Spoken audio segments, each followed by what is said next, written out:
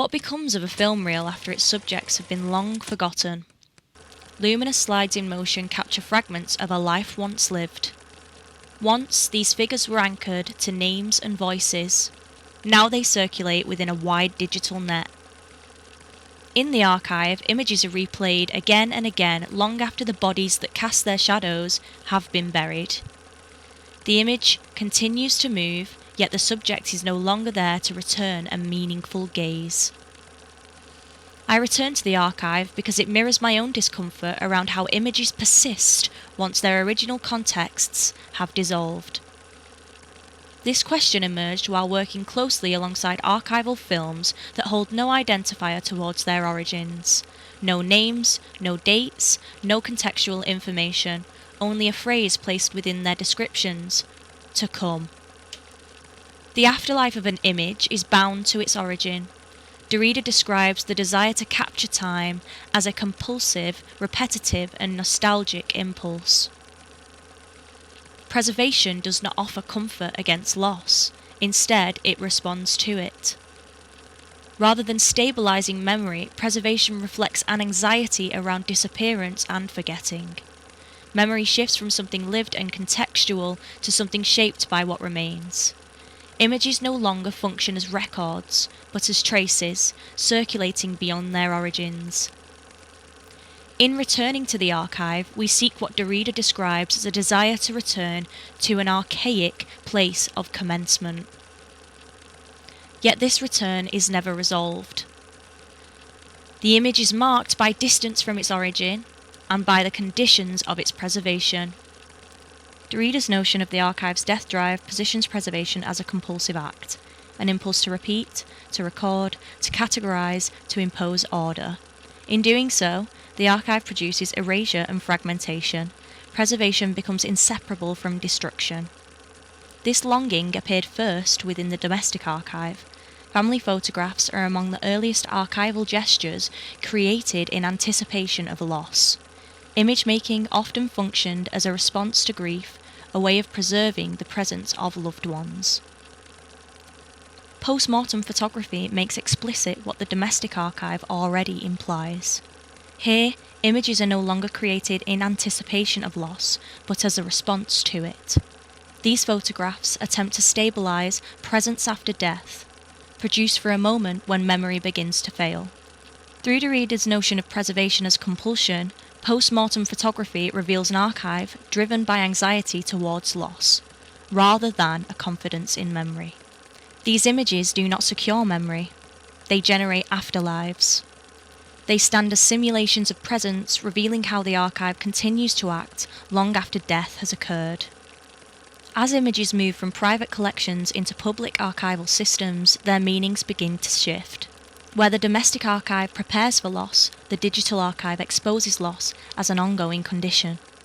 What was once embedded within domestic life can lose its names, its voices, and its ownership.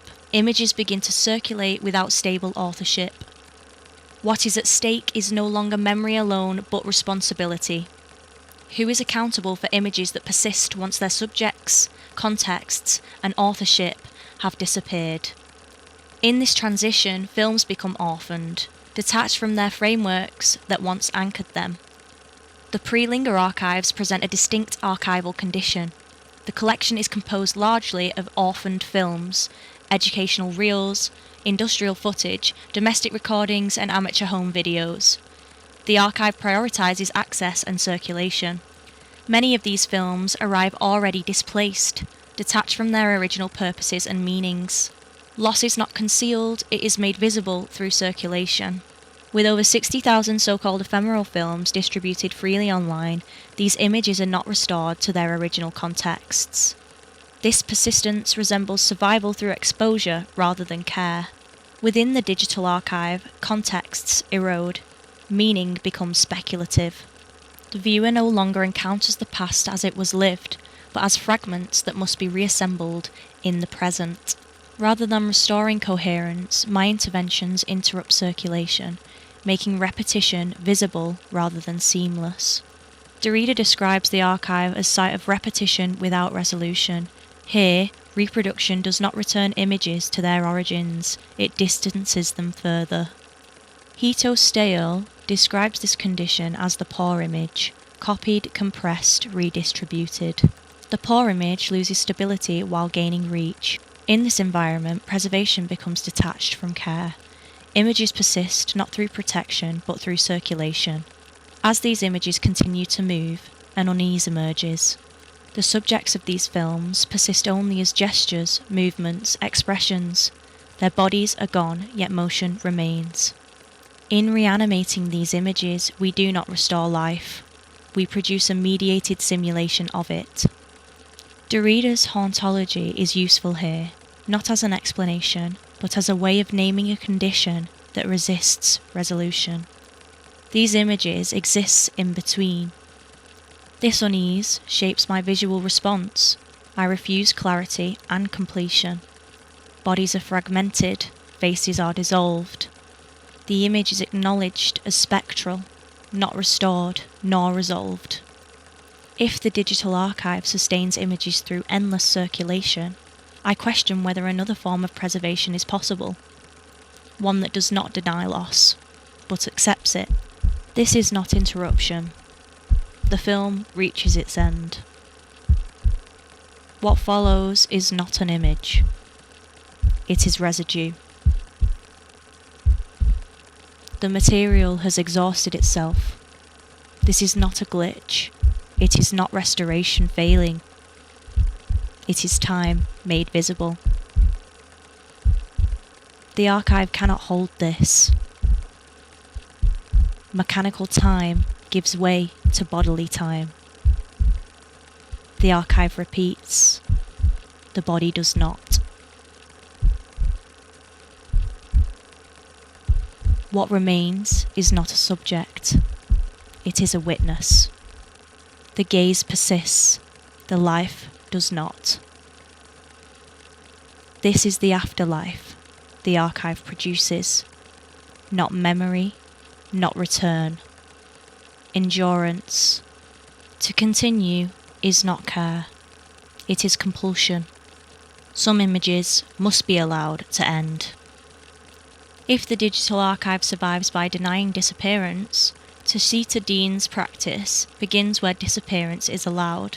Against endless circulation, her work turns to film as material. Fragile, exposed, mortal.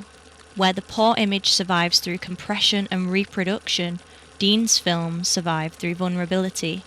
She insists on analogue film, not as nostalgia, but as truth, as she reflects.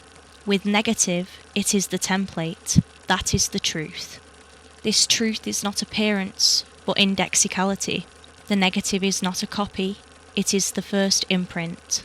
A physical trace, formed by light, time, and surface. What is lost within the digital archive is this bond. Dean's practice does not attempt to stabilise the image. Vulnerability is not corrected, it remains. Dust, scratches, flickers, and decay are not as flaws, but evidence. Evidence that film is a body. Unlike digital images, which often circulate without material consequence, film changes when it is handled. It risks damage when it's viewed. Viewing itself becomes an entropic act. Film behaves like a body, organic, finite, exposed, mortal. Dean's resistance to digitisation is not about preservation, it is about time. Each frame carries duration, each image bears loss.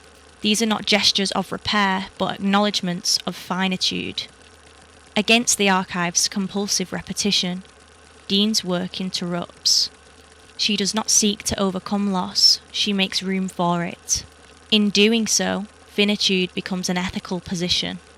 Residuum emerges from repeated returns to archival spaces. Spaces not designed to be seen. Storage rooms, back rooms, sites of holdings rather than display. Here, objects wait. Removed from origin, removed from use.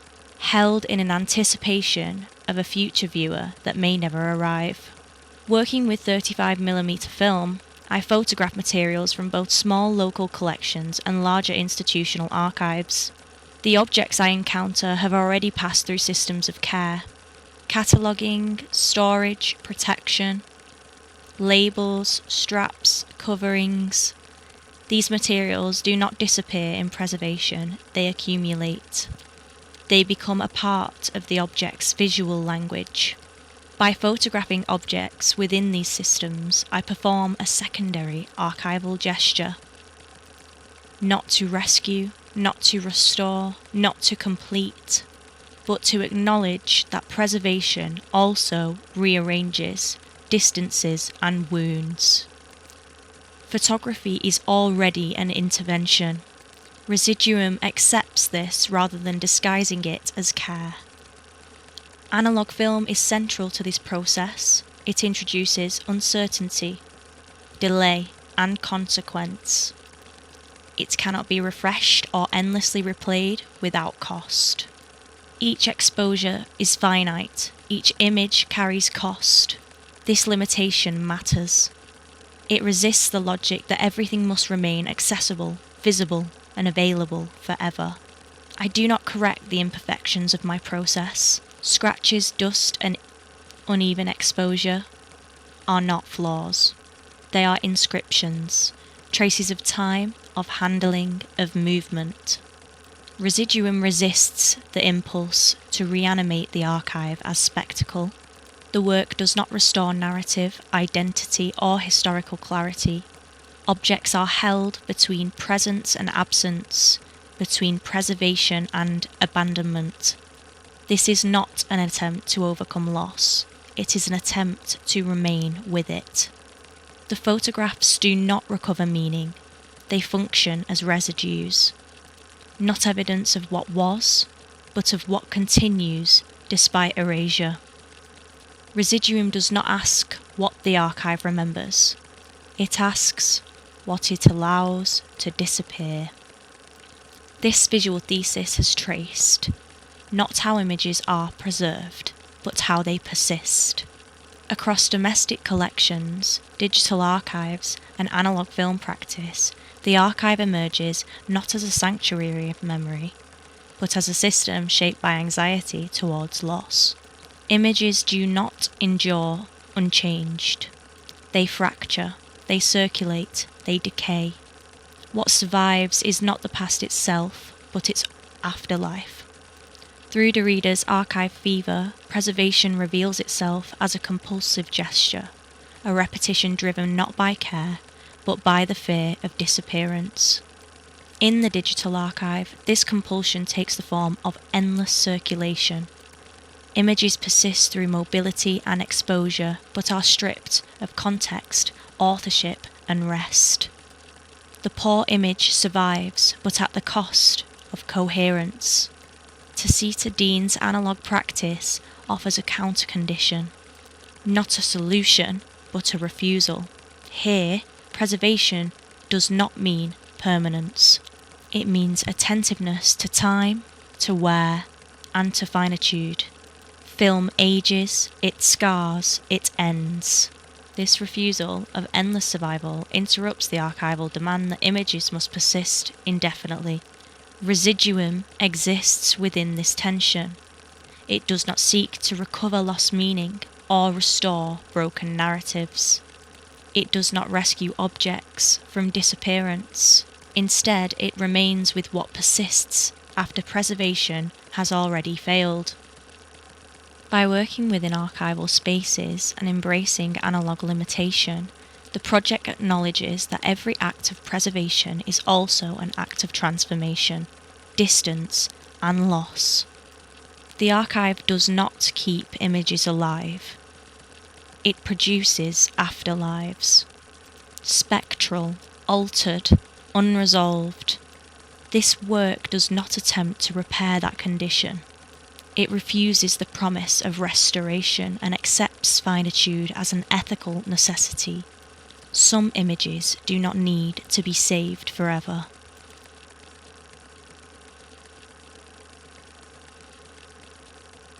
Some images must be allowed to end.